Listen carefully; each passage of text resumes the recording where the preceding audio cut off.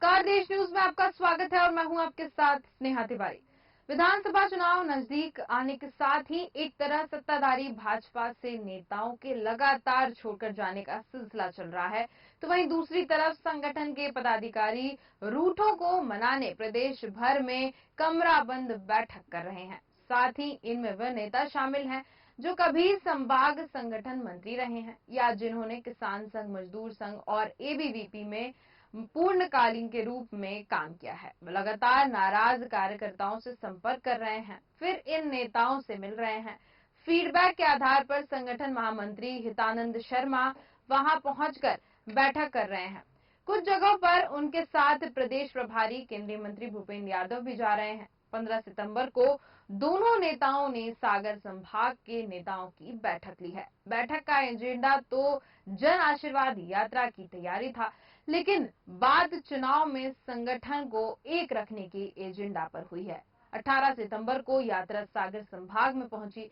अब इस यात्रा की फीडबैक के आधार पर वह फिर सागर संभाग जाएंगे। संगठन महामंत्री हितानंद 2 और 3 सितंबर को चित्रकूट में थे, 4 को नीमच पहुंच गए थे और 5 सितंबर को मंडला, तो 6 सितंबर को इंदौर में थे। वहीं 7 और 8 तारीख को भोपाल में रुककर अगले दिन राऊ और उसके बाद पेटलाबाद चले गए थे और 14 सितंबर को उन्होंने ग्वालियर चंबल संभाग की बैठक भी की।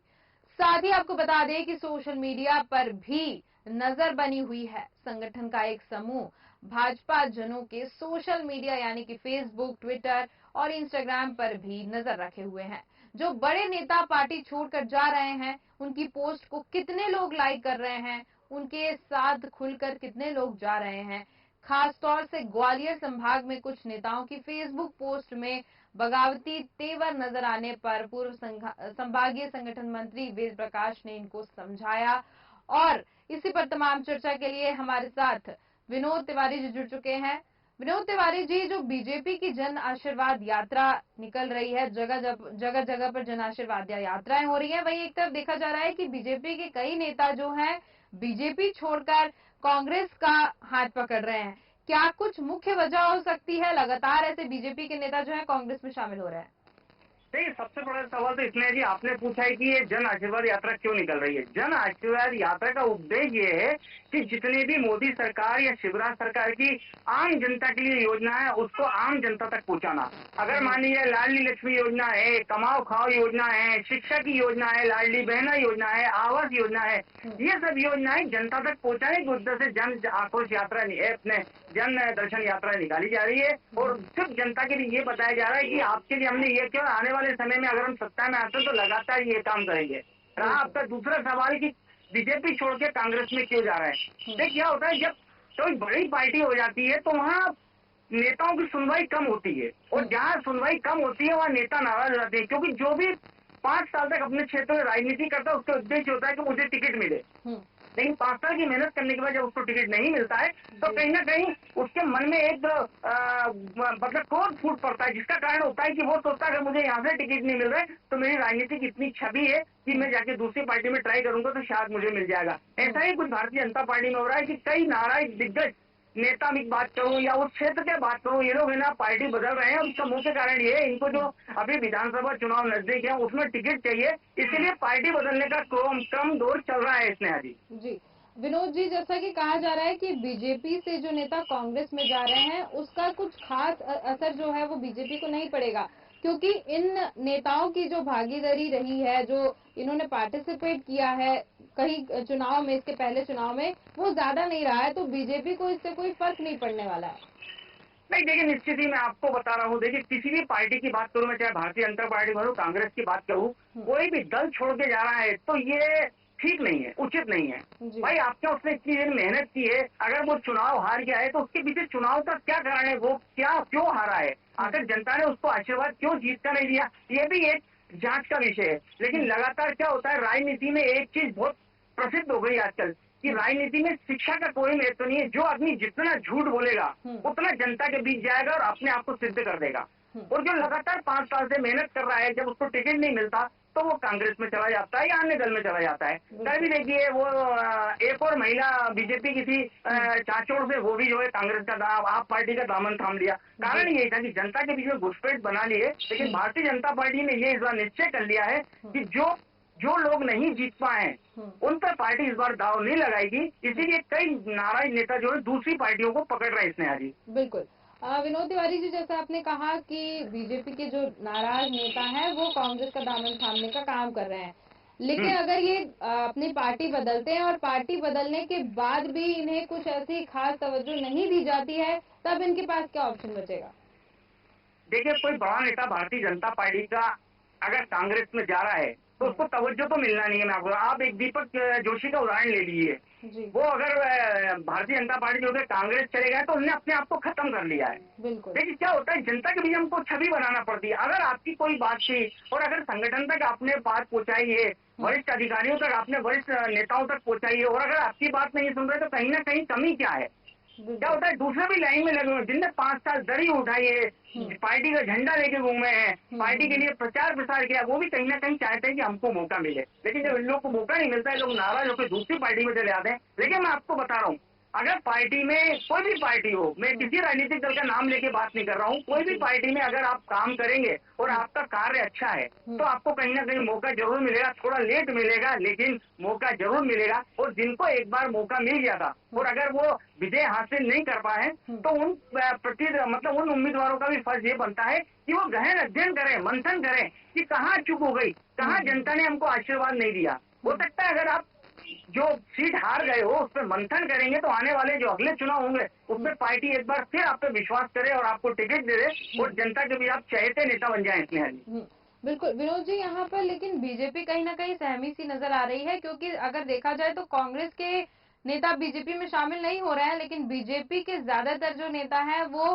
कांग्रेस में शामिल हो रहे हैं। और यही वजह है कि बीजेपी ने कमेटी बनाई है जिसमें वो जो पार्टी छोड़कर जो नेता जा रहे हैं उनके सोशल मीडिया पोस्ट यानी कि फेसबुक, इंस्टाग्राम, इन सब पे निगरानी रखी जा रही है कि इनके साथ कितने लोग जुड़ रहे हैं, इनका सपोर्ट कितने लोग कर रहे हैं।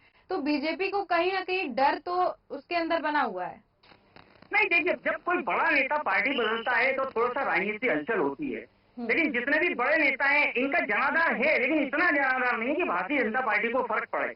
अगर भारतीय जनता पार्टी, देखिए, लगातार से मुख्यमंत्री शिवराज सिंह चौहान, और अगर मैं प्रदेश की बात करूं, लगातार वो क्षेत्र में दौरा करते हैं, जनता के बीच रहते हैं, तो कहीं ना कहीं इनका जनाधार थोड़ा सा मतलब ढीला नजर आया। इनका जो जनाधार जनता के बीच में नजर नहीं आया, इसलिए पार्टी ने तवज्जो नहीं दी और इसी के कारण ये लोग छोड़ के जा रहे हैं। और कुल मिला के इनका उद्देश्य यही है कि हमको दूसरी पार्टी में जाएंगे तो टिकट मिलेगा। लेकिन कांग्रेस में आप मुझे बताइए, जब खुद में गुटबाजी है, जब वो खुद एक नहीं हो पाए तो दूसरा पार्टी छोड़ जाएगा, उसको क्या उम्मीद, उसको क्या विश्वास कि उसको टिकट दिया जाएगा। और कई बार पूर्व मुख्यमंत्री कमलनाथ बोल चुके हैं कि जो पार्टी बदल के आएगा उसको टिकट देने पे हम कई बार गहन मंथन चिंतन करेंगे।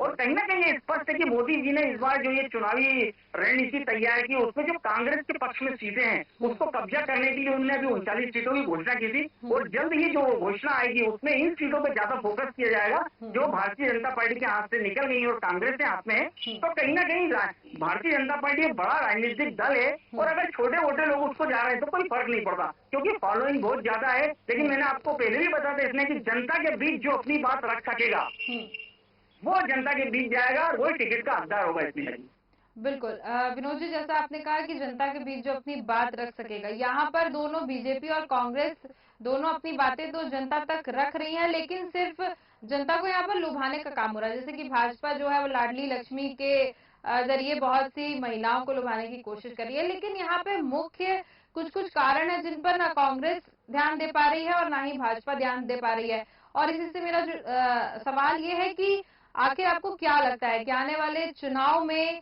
किसका पल्ला ज्यादा भारी पड़ सकता है, जैसा कि बीजेपी के नेता कांग्रेस में शामिल हो रहे हैं, इसको मद्देनजर रखते हुए? नहीं, देखिए, मैं आपको बता रहा हूँ, इससे कोई फर्क नहीं पड़ रहा कि कौन किस पार्टी में जा रहा है। तब कोई बड़ा नेता जाता है जब हलचल होती है। रही बात ये लालच देने की, तो मैं आपको बताऊं, देखिए, जनता जागरूक हो चुकी है।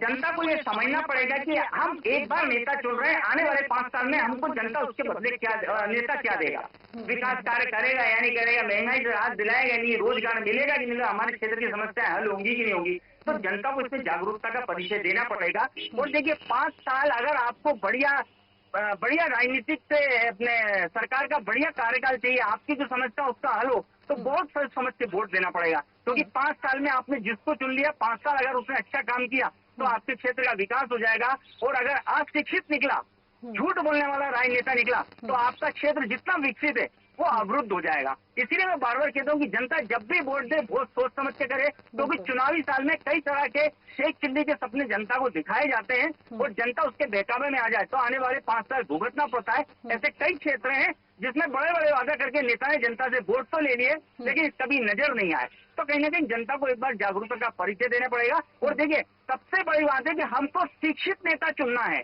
बिल्कुल, हमको अनपढ़ नेता नहीं चुनना है। मैं बार बार जनता से बोलना चाहूंगा कि आप शिक्षित नेता चुनिए, झूठ बोलने वाला नेता मत चुनिए, क्योंकि राजनीति में जो झूठ सबसे ज्यादा बोलता है वो सबसे पहले पायदान पे पहुंचता है। तो जनता को सोचना पड़ेगा कि कौन झूठ बोल रहा है और कौन सच बोल रहा है, और आने वाले समय में हमारे क्षेत्र के लिए क्या विकास करेगा उसको जनता को चुनना चाहिए। लालच में ना आए, क्योंकि 1 महीने 2 महीने आपको लालच दिया जाएगा, लेकिन उसके बाद जो 5 साल है वो आप कैसे गुजारेंगे। तो कहीं ना कहीं जनता को जागरूकता का परिचय देना पड़ेगा, विशेषकर युवा मतदाता जो अपने मत का उपयोग भरपूर समझदारी से करे, क्योंकि आने वाले समय का वो भविष्य देश का। बिल्कुल बिल्कुल। तो कहीं ना कहीं जो वो करेंगे। जी जी विनोद जी, यहाँ पर हम पार्टी छोड़ने की जो बात कर रहे हैं बीजेपी नेताओं की, लेकिन यहाँ पे कांग्रेस की भी एक रणनीति है कि जो भाजपा के जो नेता हैं जो संतुष्ट नहीं है उनसे वो लगातार संपर्क में बनी हुई है और उनको लगातार कांग्रेस में शामिल करने की जो रणनीति है वो अपना रही है। तो कहीं ना कहीं कांग्रेस जो है वो भीड़ इकट्ठा करती हुई नजर आ रही है इसमें। नहीं देखिए, भीड़ तो कांग्रेस के पास शुरू से है स्नेहा जी, भीड़ की कमी नहीं, लेकिन भीड़ में यूनिटी क्या है। बिल्कुल, आप भीड़ का हिस्सा बन रहे हैं, लेकिन भीड़ का कारण बनिए ना, आपकी तरफ भीड़ आए, आप भीड़ लेके जाते हो, लेकिन भीड़ में क्या होता है, जनता विपक्ष में बैठने के बाद भी आपको क्यों नहीं समझ रही। 18 महीने के बाद आखिर कैसे आपकी सरकार चली गई, आखिर क्या कारण था, आपके कार्यकर्ता नेता जो भी उनमें क्या कमी है कि जनता के बीच अपनी बात नहीं रख पाते। आप बोलते हो महंगाई का दौर है, आप बोलते हो भ्रष्टाचार बढ़ रहा है, आप बोलते हो महिला अत्याचार बढ़ रहा है, तो मैं ये कहता हूँ कहाँ है विपक्ष। आप आइए जनता के बीच जाइए ना भाई, जनता के बीच कांग्रेस के बड़े नेता कहाँ नजर आते हैं। और इसी का पार्टी भारतीय जनता पार्टी के कुछ नेता उठा लेते हैं, उनको मालूम है इनमें फूट है, इन नेताओं को ये सड़क पे नहीं उतरते हैं, हम थोड़े दिन जाएंगे कांग्रेस ज्वाइन करेंगे, सड़क पे उतरेंगे, हमारा परफॉर्मेंस देखेंगे, हमको टिकट दे देंगे। तो कहीं ना कहीं इसलिए ये छोड़ने का पकड़ने का दौर चल रहा है, कोई इस दल में जा रहा है, कोई उस दल में जा रहा है, और इन सबके पीछे का अगर मुख्य कारण देखे तो यही है कि हमको टिकट मिल जाए।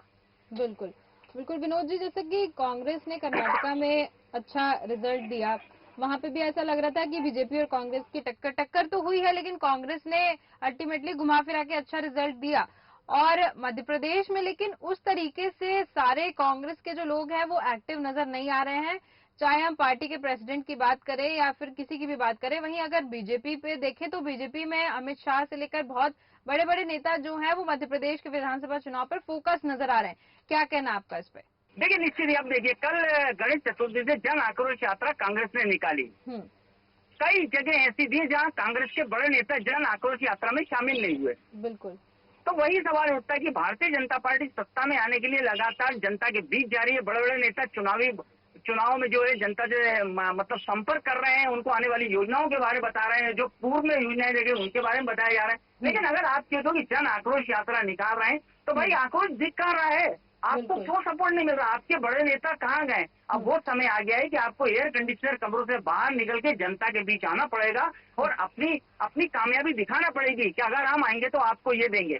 कारण यही है, इनकी फूट नजर आती है, जनता के बीच जाके अपना पक्ष नहीं रख पाते। और भारतीय जनता पार्टी जन दर्शन यात्रा के माध्यम से पूरी जो योजना है जनता के बीच लेके जा रही है, तो जनता के मन में एक मन बन गया है जनता का कि भारतीय जनता पार्टी आएगी तो हमारे क्षेत्र का विकास होगा, इसीलिए ये समस्या खड़ी हो रही है। विनोद जी, जैसा कि मैंने कहा कि कांग्रेस के बड़े बड़े नेता बिल्कुल भी नजर नहीं आ रहे हैं और बीजेपी के नेता जो हैं वो नजर आ रहे हैं। इसको देखते हुए क्या संभावनाएं नजर आ रही हैं कि चुनाव में क्या परिणाम आएगा? अगर इसमें अमित शाह जो है ये पूरी बीजेपी की स्ट्रैटेजी और प्लानिंग चुनाव में कैसे लड़ा जाए और कैसे जीता जाए ये सारा कुछ कर रहे हैं, लेकिन वहीं देखा जाए तो कांग्रेस में ऐसा बिल्कुल भी नजर नहीं आ रहा है, तो ये जनता को भी दिख रहा है। इसको देखते हुए हम ऐसा क्या अनुमान लगा सकते हैं कि आने वाले समय में ऐसा लोग कह रहे हैं कि टक्कर तो दोनों की जोरदार होने वाली है, लेकिन यहाँ पे अगर हम इस बात को देखें तो यहाँ पर बीजेपी तो साफ तौर से बीजेपी का पल्ला भारी नजर आ रहा है।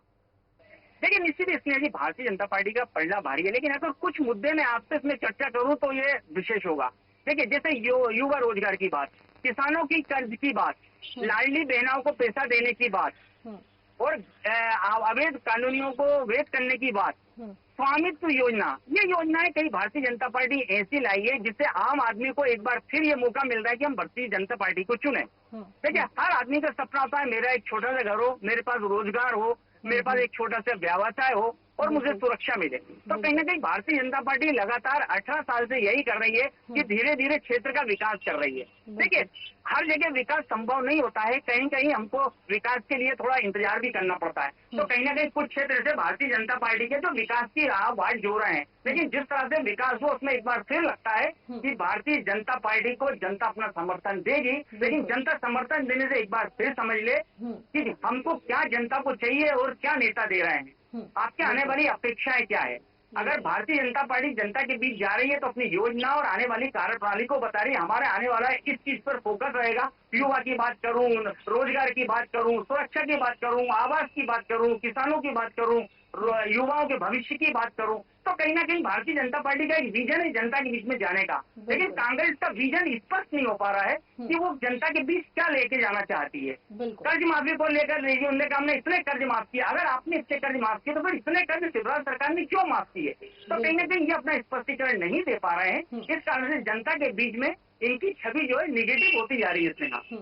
और विनोद तिवारी जी, शायद यही वजह है कि ये डरे हुए हैं और इसकी वजह से ये भीड़ इकट्ठा करने का काम कर रहे हैं बीजेपी से नेताओं को कांग्रेस में शामिल करने का।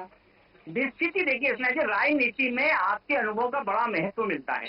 राजनीति में आप जो जनता के बीच जाते हैं, क्या वादे कर रहे हैं, ये एक अनुभव से आते हैं। भारतीय जनता पार्टी में अनुभवी नेता जनता के बीच जा रहे हैं, जन आशीर्वाद यात्रा के माध्यम से संपर्क कर रहे हैं। लेकिन कांग्रेस के बड़े नेता जो अनुभवी वो जा कहाँ रहे हैं, आप बताइए ना। अरुण यादव, दिग्विजय सिंह, कमलनाथ, सुरेश पचौरी, ये सब नेता कहाँ हैं? जन यात्रा के दर्शन, जन आक्रोश यात्रा के माध्यम से जनता के बीच जाने का प्रारूप तो जारी हो जाता है, लेकिन कितने पहुंचे, बिल्कुल ये एक बहुत बड़ा सवाल है। और बार बार मैं यही कहता हूँ कि आपको जनता के बीच जाने के लिए जनता के बीच अपनी छवि बनाना पड़ेगी कि हम ये करके देंगे, उसके बाद ही आपको मौका मिलेगा। अन्यथा भारतीय जनता पार्टी एक बार फिर विजय की ओर अग्रसर नजर आ रही है। बिल्कुल बिल्कुल, बहुत बहुत धन्यवाद विनोद तिवारी जी हमारे साथ जुड़ने के लिए और ये तमाम चर्चा करने के लिए। तो यहाँ पर हमने जाना कि बीजेपी के भले कुछ नेता जो है कांग्रेस में शामिल हो रहे हों, लेकिन कांग्रेस यहाँ पे बिल्कुल भी फोकस नजर नहीं आ रही है। कांग्रेस के पास बिल्कुल भी फोकस करने का कोई एक टारगेट नहीं है कि उसको करना क्या है। भले ही वो अपने पार्टी में भीड़ को इकट्ठा कर रही हो, इससे बीजेपी को शायद कोई खास फर्क नहीं पड़ने वाला है, क्योंकि यहाँ पर जो है बीजेपी के जो बड़े नेता है वो कांग्रेस में शामिल नहीं हो रहे हैं और यही वजह है कि बीजेपी इसमें ज्यादा कुछ सुलझती हुई नजर नहीं आ रही है। वहीं चुनाव के मौके पर नेताओं के दल बदलने का सिलसिला लगातार जारी है। इस मामले में अब तक कांग्रेस फायदे में है।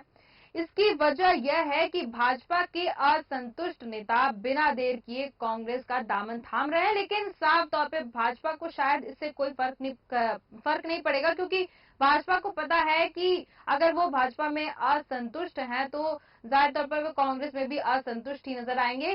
सिर्फ और सिर्फ वो यहाँ पर चुनाव से पहले पार्टी बदलने का काम कर रहे हैं, लेकिन इस वजह से कांग्रेस में भीड़ तो नजर आ ही रही है। लेकिन अब देखना होगा कि आने वाले चुनाव में जनता किसको चुनती है, जनता किसको पसंद करती है। कार्यक्रम में सिर्फ इतना ही। देखते रहिए देश न्यूज। नमस्कार।